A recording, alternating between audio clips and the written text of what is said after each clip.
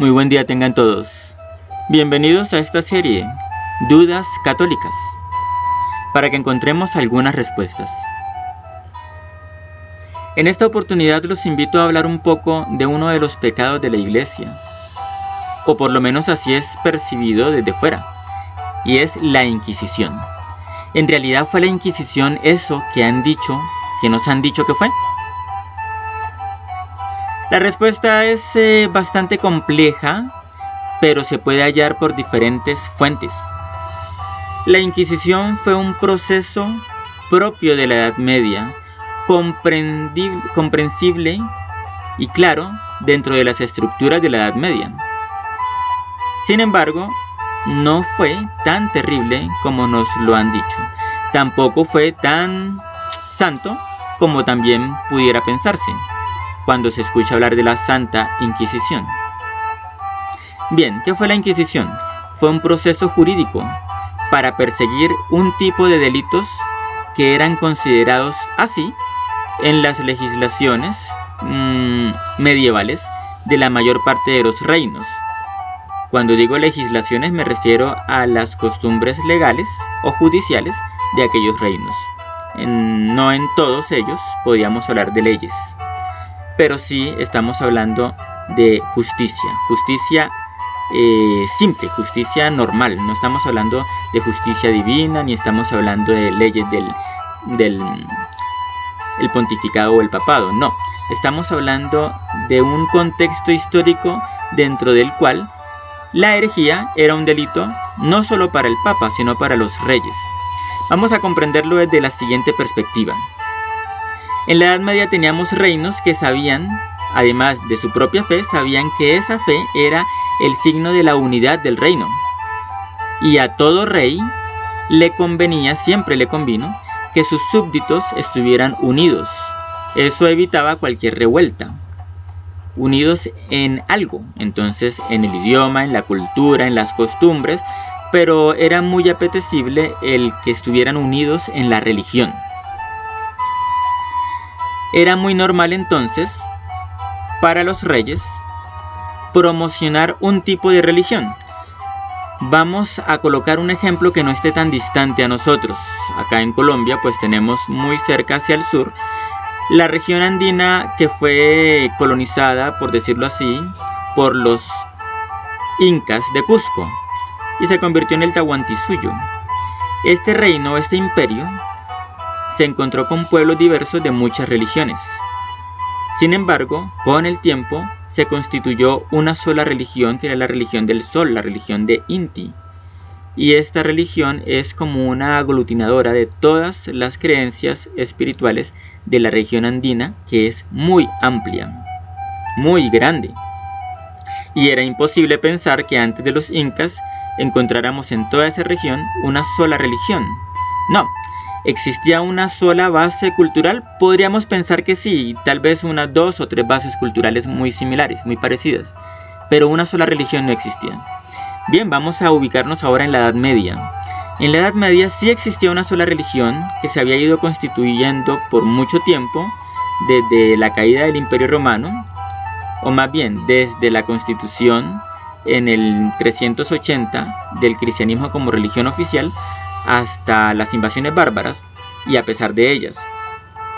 Tenemos entonces una Edad Media donde la religión ya era el núcleo que unía a la sociedad y los reyes buscaban proteger a esta religión no tanto por la fe, aunque pudiera ser que también, sino por el beneficio que esto les daba a ellos como reyes, es decir, fortalecía su poder. En ese sentido, una ley que prohibiera las herejías, es decir, la división del pueblo a partir de otra doctrina religiosa o una tergiversación de la religiosidad en boga, pues era una ley completamente comprensible. Y eso fue lo que hicieron los reyes, asumir la Inquisición, que fue también un llamado de algunos obispos y luego de algunos concilios y luego del Papa, para que la Iglesia estuviera firme, del lado del Papa para preservar la fe y del lado de los reyes para preservar sus tronos. Así que la Santa Inquisición se convierte en un aparato judicial común y corriente en su época. Ahora vamos a mirar otra parte, y es cómo era este aparato judicial. Pues bien, la mayoría de los investigadores y las lecturas que he realizado han dicho que era un ejemplo para otros aparatos judiciales de la época, es decir, era mucho más justo que otros sistemas de justicia. ¿Por qué? Porque garantizaba un proceso, porque imposibilitaba en la tortura el sangrado, es decir, era el único proceso judicial de aquella época que impedía que durante la tortura se sacara sangre al torturado.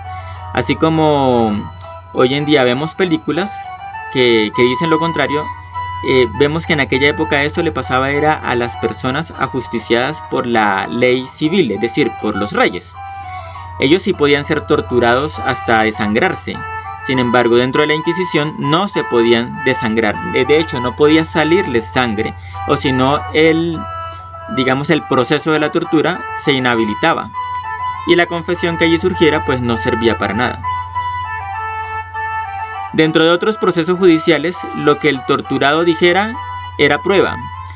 En la Inquisición, lo que el torturado dijera no era suficiente prueba, sino hasta que después de la tortura y cuando ya el torturado hubiese pasado su convalecencia y estuviera bien nuevamente, repitiera lo mismo que había hecho en la tortura y lo repitiera ante testigos. Solamente allí se valía. En aquella época esto era como una novedad. ¿Y cómo sabemos que es cierto? Porque muchos de los ajusticiados por la ley civil, o sea la de los reyes en aquella época, decidían proclamarse a sí mismos como herejes. ¿Para qué? Para que los procesara la Inquisición y no los jueces civiles. Y esto no lo haría una persona que considera que la Inquisición es sanguinaria, sino una persona que considera que con la Inquisición le va a ir mejor que con la ley civil. Entonces vemos que no es tan terrible la situación, sino que es algo entendible en su contexto. ¿Qué sucede? Que la Inquisición también sirvió, así como hoy en día sirven nuestros sistemas judiciales, para perseguir a otras personas por otras razones. Entonces se daba, por ejemplo, que el vecino con más poder del pueblo decidía arrebatarle sus propiedades a otro vecino que también tenía riquezas pero no tantas, y utilizaba a la Inquisición, la usaba con sobornos y tergiversaciones para quedarse con sus propiedades. ¿Por qué razón? Porque a los pecadores se les confiscaban las propiedades. ¿Quién lo hacía? Lo hacía el reino, no la iglesia, pero se avalaba, era algo de uso común, que también se comprende en su contexto histórico. Lo que no se comprende es la injusticia, pero es que la injusticia está en todo sistema y en toda institución. Por lo tanto, los juicios que le podemos hacer a la Inquisición, entendiendo su contexto, son juicios que también le cabrían a cualquier institución moderna, porque son juicios sobre la corrupción y sobre los malos manejos, y no sobre la naturaleza de esa institución. Hoy en día la Iglesia desaprueba la pena de muerte. En aquel momento no había muchas opciones, las cárceles no existían calabozos y eran momentáneos, pero no existían condenas carcelarias como existen hoy en día. Entonces la pena de muerte era una solución, ¿cómo se dice eso? Extrema para los problemas sociales. Y cuando una persona se convertía en posible punto de caída para muchos, pues ese era un problema social grave. Entonces, ¿la Inquisición es un pecado de la Iglesia? No. ¿Muchos de los acontecimientos que sucedieron en la Inquisición son pecados? Sí. ¿Qué significa esto? Que las personas que realizaron excesos en la Inquisición son responsables de sus pecados y se debe aceptar que esas personas provocaron tales excesos y que muchas veces los obispos, los inquisidores, no fueron capaces de reaccionar a tiempo y de forma correcta ante tales excesos, promovidos por personas comunes y corrientes, ambiciosas, por reyes, etc. Muchísimas gracias por escuchar y no continuaré más este video que ya está muy extenso. Chao.